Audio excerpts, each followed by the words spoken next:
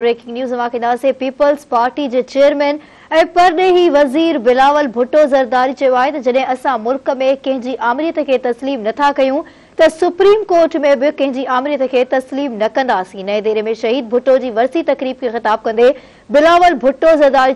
General Ziaul हक के martial law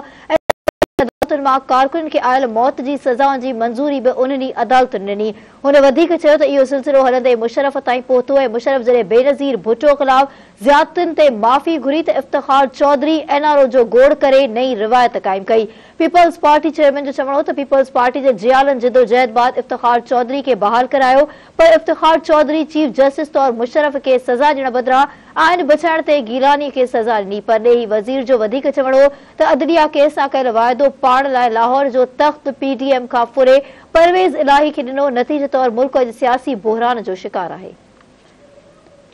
नाज़रीन, अहम ख़बर है पीपल्स पार्टी के चेयरमैन ऐं परदेही वजीर बिलावल भुट्टो ज़रदारी जॾहिं असांखे मुल्क में कंहिंजी आमरीत के तस्लीम नथा कयूं त सुप्रीम कोर्ट में भी कंहिंजी आमरीत के तस्लीम न कंदासीं। नई दिल्ली में शहीद भुट्टो की वरसी तकरीब के खिताब कंदे बिलावल भुट्टो ज़रदारी जनरल ज़ियाउल हक की मार्शल लॉ ऐं फौजी अदालतुनि मां कारकुननि के आयल मौत की सजाउनि की मंजूरी भी उन्हीं अदालतुनि ॾिनी।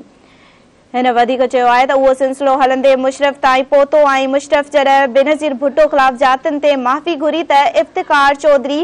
एनआरओ जो गोड़ नई रिवायत कायम कई।